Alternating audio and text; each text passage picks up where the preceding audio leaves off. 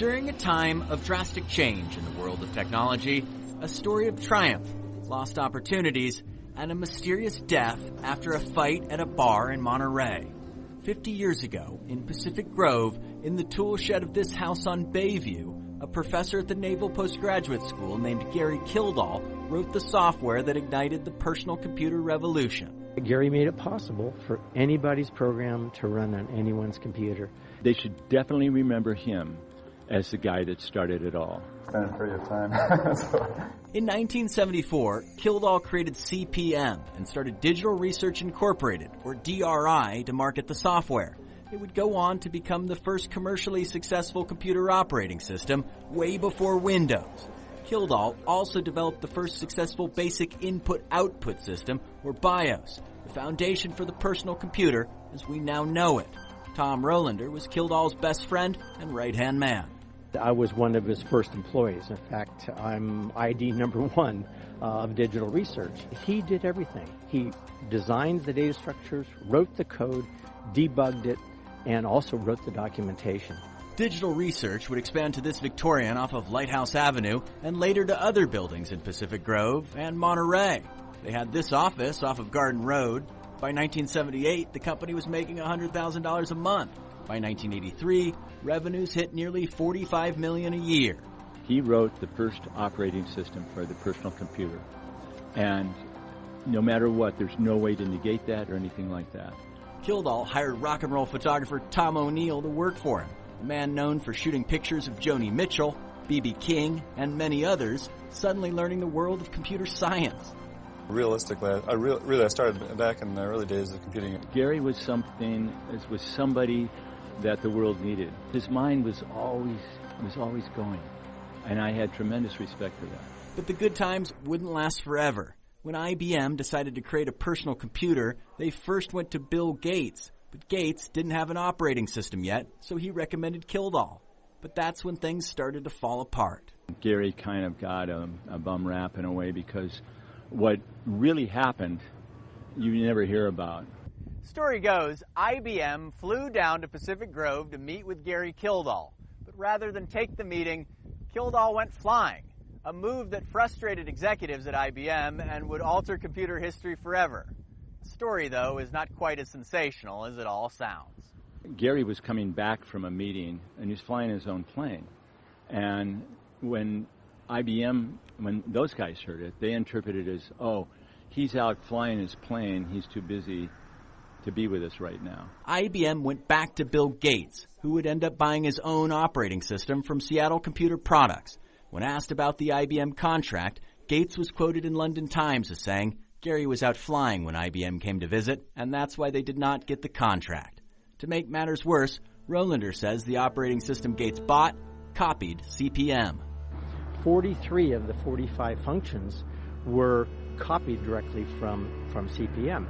So we let IBM know that we're in the process of suing Seattle Computer Products. IBM said, wait a minute, okay, let's not rush into this. Eventually, an agreement was made.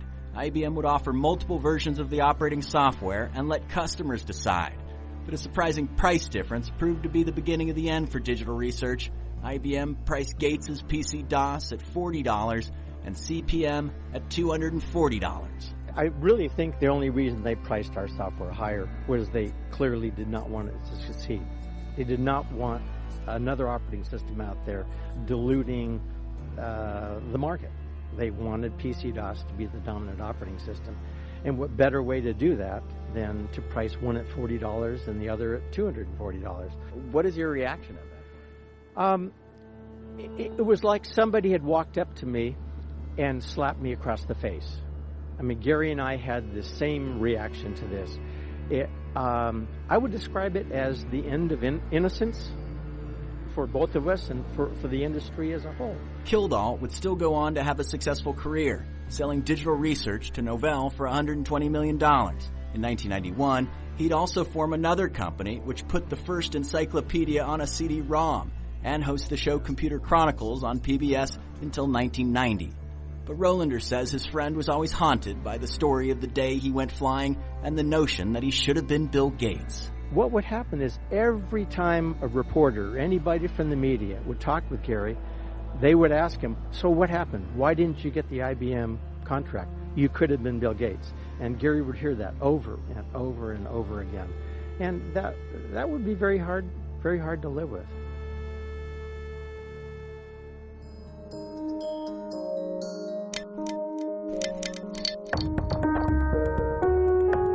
Gary Kildall had fame and fortune.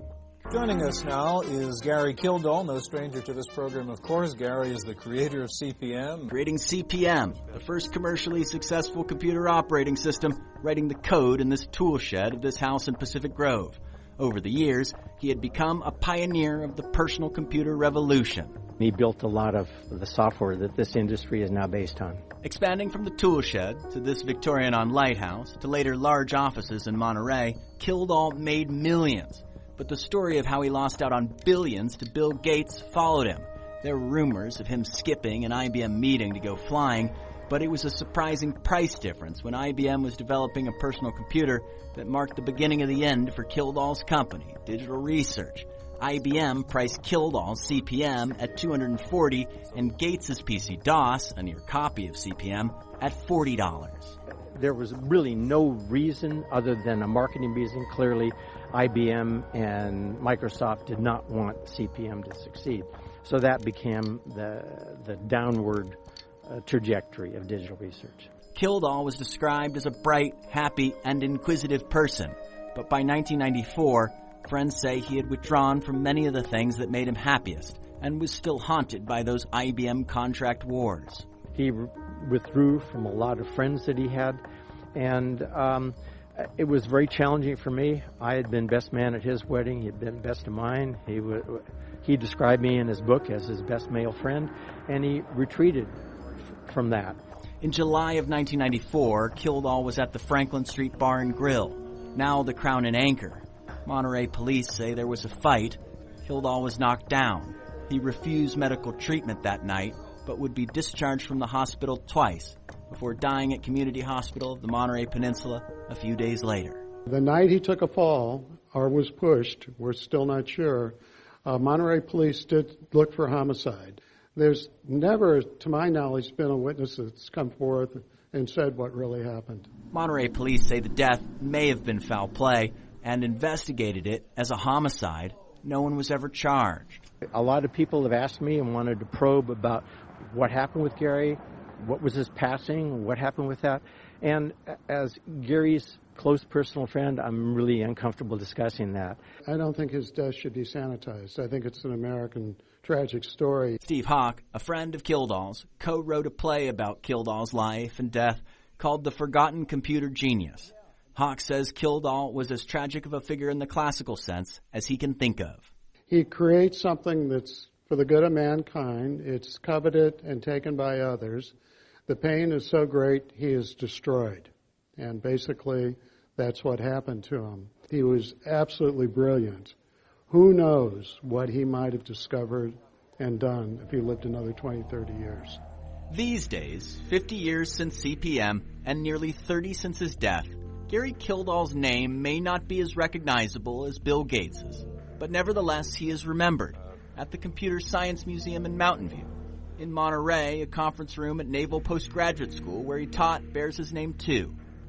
And in Pacific Grove, his story memorialized on the sidewalk outside the Old Victorian, a small plaque paying tribute to a man who made big contributions to the advancement of the personal computer. Whenever I talk to people that come into town, I say, please go over to the corner of Willow and Lighthouse, 5 blocks past the post house, and take a look at that bronze plaque, because that is Gary's legacy.